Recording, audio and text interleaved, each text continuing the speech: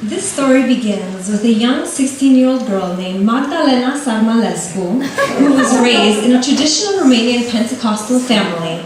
Magdalena was an obedient daughter who tried harder to please people rather than God.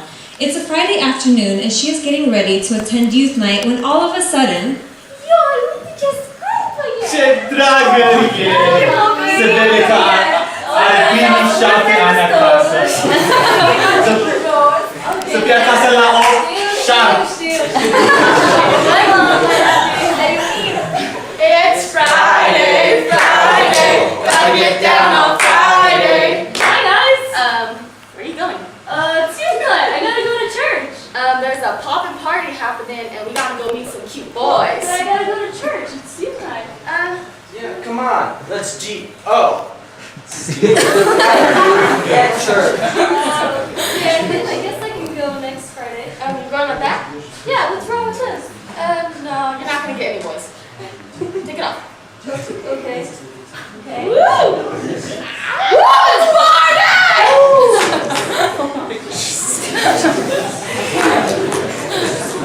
One year later, after leaving her faith and living a double life with her noodle-haired boyfriend named Seth Jerksenberger.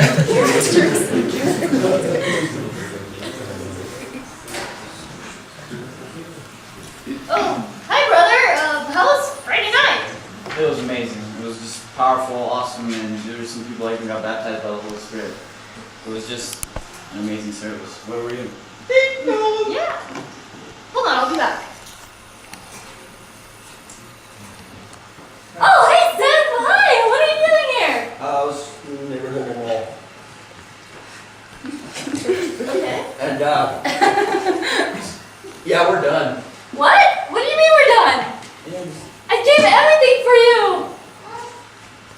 What are you doing? Are you on your phone? Yeah, playing football. Are you serious right now?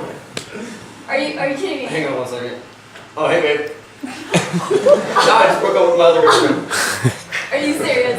Yeah, I'll be there tonight. I can't believe this. Alright, later. Oh, get out of my house! Get out! Get out! Alright, later, bro. Drowning in the grief and depression from her recent breakup, her friends refer her to a psychiatrist named Dr. Lopit Belagapudi. Hey, what is your name? Magdalena! That's a funny name. Like accent lessons or something. I don't know where you're from. Okay. Okay, so let me read this very quick. Oh, very interesting. You were born on your birthday. I don't even understand. So, okay, what are your problems, please? Well, you see, I kind of just, my boyfriend just Wait a second. I apologize. Backstreet Boys, greatest hits.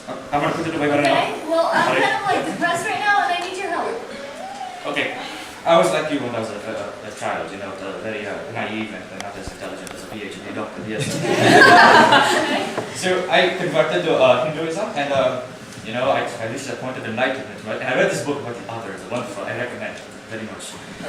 And there was this quote in it, and it said, wherever you go, there you are.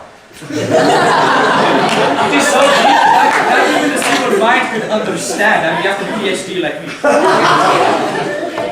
Well, I don't know.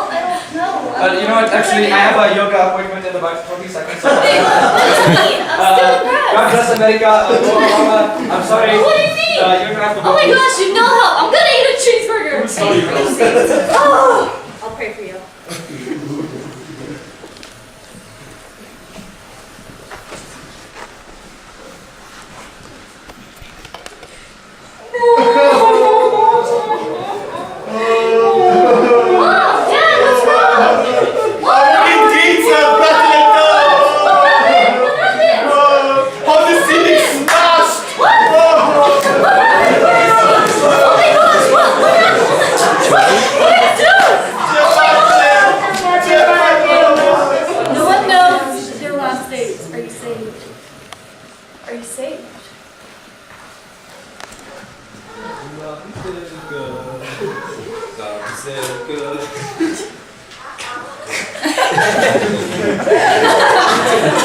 Ispita.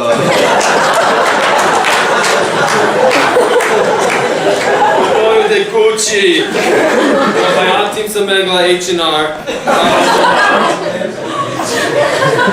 Починаємо тата, за те Совєтського комітету. Welcome to the house of the Lord. How are we tonight, this evening? Good, okay. Today we will have a sermon on rebuilding.